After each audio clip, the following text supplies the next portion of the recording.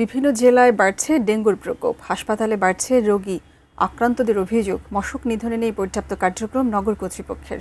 হাসপাতালেও চিকিৎসক সংকট, বাইরে থেকে কিনতে হচ্ছে ওষুধপত্র। চাঁপাইনবাবগঞ্জ ও কুমিল্লার ডেঙ্গু পরিস্থিতি জানিয়েছেন আমাদের প্রতিনিধিরা।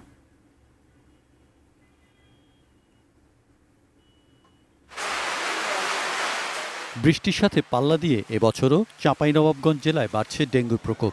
জ্বর, শরীর ব্যথা আর দুর্বলতা নিয়ে কয়েকদিন বাড়িতে থাকার পর পরীক্ষা করে ডেঙ্গু শনাক্ত হয়েছে অনেকের। চলতি বছরে এ পর্যন্ত ১৫০ শতাধিক রোগী শনাক্ত হয়েছেন। বর্তমানে হাসপাতালে চিকিৎসাধীন রয়েছেন ২২ জন।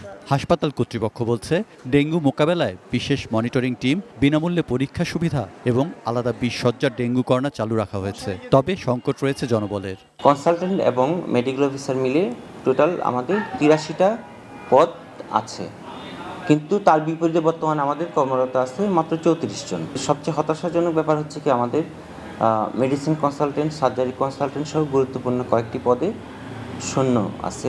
বাসিন্দাদের অভিযোগ, এবছর পৌরসভা থেকে মশক নিধনে দৃশ্যমান কোনো পদক্ষেপ নেই। অবশ্য পৌর কর্তৃপক্ষের দাবি, ঝুঁকিপূর্ণ বা হট জোনগুলোকে অগ্রাধিকার দিয়ে মশক নিধন কার্যক্রম চালানো হচ্ছে।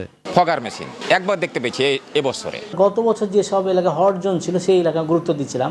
খুব সম্প্রতি আমাদের আরও বেশ কিছু হট জোন তৈরি হয়েছে, এগুলোতে আমরা গুরুত্ব দিয়ে আমরা স্প্রের কাজটা এবং ফগার মেশিন চালানোর কাজটা করছি। কুমিল্লায়ও আশঙ্কা ছড়াচ্ছে ডেঙ্গু। গত মাসে জেলায় ৪৯৪ জন এবং চলতি মাসের প্রথম ২ দিনেই আরও ১১৫ জন ডেঙ্গুতে আক্রান্ত হয়েছেন। এর মধ্যে দাউদকান্দি উপজেলায় গত মাসে ১৮২ জন এবং চলতি মাসের প্রথম ২ দিনে ২১ জন আক্রান্ত হওয়ায় এলাকাটি হটস্পট হিসেবে চিহ্নিত করা হয়েছে।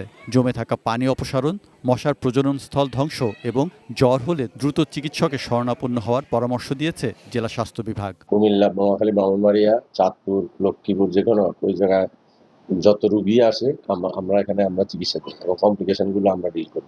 সৈকত Dasgupta, desk report, ATN news.